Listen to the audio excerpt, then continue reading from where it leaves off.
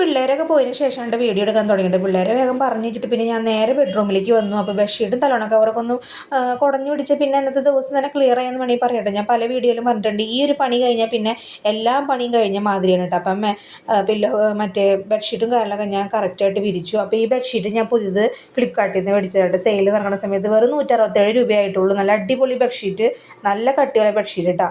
അങ്ങനെ ബെഡ്റൂമിൽ ഇടയ്ക്ക് പറക്കൽ കഴിഞ്ഞ് ഞാൻ നേരെ ഹാളിലേക്ക് വന്നു. അപ്പോൾ ഈ സോഫയുടെ വിരിയും മറ്റേ കുഷ്യൻ്റെ കവറും ഞാൻ ഫ്ലിപ്കാർട്ടിൽ നിന്ന് തന്നെ മേടിച്ചതാണ്. അതും വലിയ ചീപ്പ് റേറ്റ് ആയിട്ടുള്ളൂ കേട്ടോ.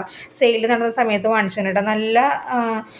നല്ല കട്ടിയുള്ള സാധനം കേട്ടോ, ഒരു പ്രശ്നമില്ല. അപ്പോൾ മേടിക്കേണ്ടവരൊക്കെ കമ്പനിയുടെ ലിങ്ക് അയച്ചു തരാം കേട്ടോ. അങ്ങനെ പിന്നെ ആ ടോയ്സും കാര്യങ്ങളൊക്കെ ഒന്ന് അറേഞ്ച് ചെയ്ത് വെച്ചു. പെരുന്നാളിന് പോയപ്പോൾ മേടിച്ചിട്ടുണ്ട് ഈ സാധനങ്ങളൊക്കെ. ഡുണ്ട് മോളുടെ ഉണ്ട്, പൊന്നൂസിൻ്റെ ഉണ്ട്. അപ്പോൾ അതൊക്കെ ഒന്ന് ഒതുക്കി വെച്ച് പിന്നെ ഞാൻ കർട്ടനൊക്കെ ഒന്ന് പൊക്കി വെച്ച് നേരെ കിച്ചണിലേക്ക് വന്നു. പെട്ടെന്ന് വിശപ്പ് കയറിയിരുന്നു. അപ്പോൾ ഞാൻ കുട്ടികളുടെ നട്ട്സിൽ നിന്ന് കാഷ്നട്ടും 2 ബദാം എടുത്ത് കഴിച്ചു കേട്ടോ വിശന്നിട്ട്. ഇനി അടുക്കളയിലെ സിങ്കിൽ ഒരു ലോഡ് പാത്രങ്ങൾ എന്നെ നോക്കി കിടക്കുന്നുണ്ട്. അപ്പോൾ അതൊക്കെ ഒന്ന് വേഗം കഴുകിയെടുക്കട്ടെ. കുക്കർ തന്നെ 2 ഉണ്ട്. പിന്നെ കുറേ പാത്രങ്ങൾ, കാസറോള്, പ്ലേറ്റ്, കുറേ സാധനങ്ങളുണ്ട്. അപ്പോൾ അതൊക്കെ ഒന്ന് കഴുകി റെഡിയാക്കിയിട്ട് ഇന്ന് കിച്ചണൊന്ന് ഡീപ്പ് ക്ലീൻ ചെയ്യാമെന്ന് വിചാരിച്ചിട്ടുണ്ട്. പെട്ടെന്നൊരു മൂഡ് കയറിപ്പോൾ ചെയ്യാൻ തോന്നുന്നുണ്ട് കേട്ടോ. അപ്പോൾ വേഗം അതൊക്കെ ചെയ്യട്ടെ, അല്ലെങ്കിൽ എൻ്റെ മൂഡ് പോകും. അപ്പോൾ അങ്ങനെ അതൊക്കെ കഴുകി വെച്ചതിന് ശേഷം പിന്നെ ഞാൻ അവിടെ മാറാലും തട്ടിയെടുക്കുന്നുണ്ട് കേട്ടോ. പിന്നെ ഇങ്ങനെ ഞാനിത് ചേച്ചിമാർക്ക് കൊടുക്കാൻ വേണ്ടി തിരിച്ചു വെക്കുന്നത് കേട്ടോ. ഞാൻ പേപ്പർ വേസ്റ്റും പ്ലാസ്റ്റിക് വേസ്റ്റും ഒരുമിച്ചാണ് അതിനകത്ത് വെക്കാറ്. എന്നിട്ട് നിറഞ്ഞു കഴിയുമ്പോൾ പ്ലാസ്റ്റിക്കിൻ്റെ വേസ്റ്റ് ഞാൻ എടുത്ത് വേറെ ചാക്കിലേക്ക് മാറ്റി വയ്ക്കും കേട്ടോ. അപ്പുറത്തിരിക്കുന്നത് ഫുഡിൻ്റെ വേസ്റ്റ് ഇടുന്നതാണ്. ഒരാൾ കമൻറ്റിൽ ചോദിച്ചിരുന്നു, ചേച്ചി ഇന്നലെ 2 ബോക്സ് വെച്ചേക്കണേന്ന്. അപ്പോൾ അത് ഒരെണ്ണം ഫുഡിന് വേണ്ടിയിട്ടാണ് കേട്ടോ.